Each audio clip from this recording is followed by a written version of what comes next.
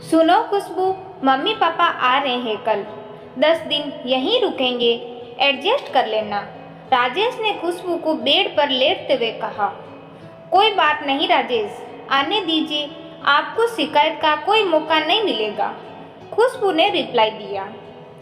सुबह जब राजेश की आंख खुली तब तक खुशबू बिस्तर छोड़ चुकी थी।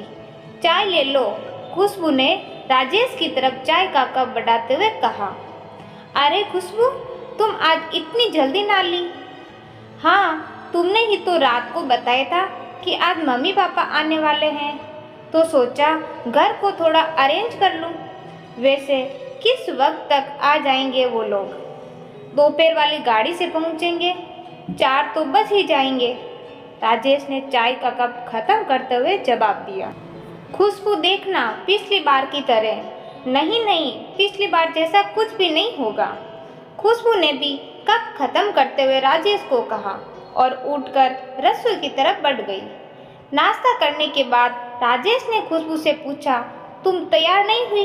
क्या बात है, आज स्कूल की छुट्टी है क्या? नहीं, आज तुम निकलो, मैं ऑटो से पहुंच जाऊंगी, थोड़ा लेट निकलूंगी, खुशबू ने लंच बॉक्स थमाते हुए राजेश को कहा। बाय बाय कहकर राजेश बाइक से ऑफिस के लिए निकल गया और खुशबू घर के काम में लग गई।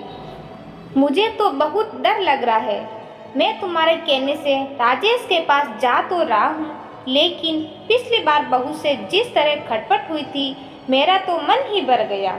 ना जाने ये 10 दिन कैसे जाने वाले हैं, राजेश के पिताजी राजेश की मम्मी से कह रहे थे। अजी भूल भी जाए, बच्ची है, कुछ हमारी भी तो गलती थी, हम भी तो खुशबू से कुछ ज़्यादा ही उम्मीद लगाए बैठे थे। उन बातों को अब 1 साल भर बीत गया है, क्या पता कुछ बदलाव आ गया हो। इंसान हर पल कुछ नया सीखता है, क्या पता कौन सी ठोकर किसको क्या सिखा दे, राजेश की मां ने पिताजी को हौसला देते हुए कहा। दरअसल 2 भाइयों में राजेश बड़ा था और श्रवण छोटा। राजेश गांव से 10वीं करके आगे पढ़ने के लिए शहर आ गया और श्रवण पढ़ाई में कमजोर था, इसीलिए गांव में ही पिताजी का खेतीबाड़ी में हाथ मारने लगा। राजेश बीटेक करके शहर में ही 20,000 रुपये की नौकरी करने लगा। खुशबू से भी कोचिंग सेंटर में ही राजेश की जान पहचान हुई थी। ये बात मम्मी पापा को राजेश ने खुशबू से शादी के कुछ दिन पहले बताई। पिताजी काफ़ी दिनों तक इस रिश्ते के लिए नहीं माने थे, फिर भी बड़ा दिल रखकर जब पिछली बार राजेश और खुशबू के पास शहर आए थे तो मन में बड़ी उमंगें थी, पर 7-8 दिन में ही खुशबू के तेवर और बेटे की बेबसी के चलते वापस गांव की तरफ हो लिए। अरे भाग्यवान, उठ जाओ, स्टेशन आ गया, उतरना नहीं है क्या? राजेश के पिताजी की आवाज़ से माँ की नींद टूटी। सामान उठाकर दोनों स्टेशन से बाहर आ गए और ऑटो में बैठकर दोनों राजेश के घर के लिए रवाना हो गए। घर पहुँचे तो खुशबू घर पर ही थी। जाते ही खुशबू ने दोनों के पैर छुए, चाय पिलाई, नहाने के लिए गर्म पानी किया। पिताजी नहाने चले गए और खुशबू रसोई में खाना बनाने लग गई। थोड़ी देर में राजेश भी आ गया, फिर बैठकर सबने थोड़ी देर बातें की और खाना खाया। अगले दिन सुबह 5 बजे पिताजी उठे तो खुशबू पहले ही उठ चुकी थी। पिताजी को उठते ही गर्म पानी पीने की आदत थी, तो खुशबू ने पहले से ही पिताजी के लिए गर्म पानी कर रखा था। नहा धोकर पिताजी को मंदिर जाने की आदत थी। खुशबू ने उनको जल से भरकर लोटा दे दिया। नाश्ता भी पिताजी की पसंद का तैयार किया था। सबको नाश्ता करवाकर खुशबू राजेश के साथ चली गई तो पिताजी ने चैन की सांस ली। चलो अब 4-5 घंटे तो सुकून से निकलेंगे।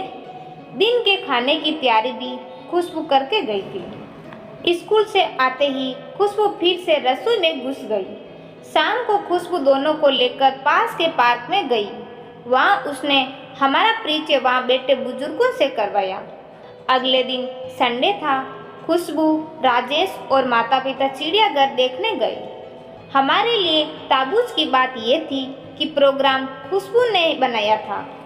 खुशबू ने खूब अच्छे से चिड़ियाघर दिखाया और शाम को इंडिया गेट की सैर भी करवाई। खाना पीना भी सबने बाहर ही किया। इस खुश मिजाज रूटीन से पता ही नहीं चला कि वक्त कब पंख लगाकर उड़ गया। कहाँ तो हम सोच रहे थे कि 10 दिन कैसे गुजरेंगे और कहाँ 15 दिन बीत चुके थे। आखिर कल जब श्रवण का फोन आया कि फसल तैयार हो गई है और काटने के लिए तैयार है, तो हमें अगले ही दिन उन्हें वापसी का प्रोग्राम बनाया था।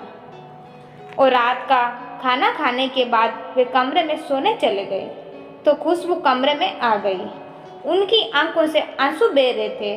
उन्होंने पूछा, क्या बात है बहू, रो क्यों रही हो?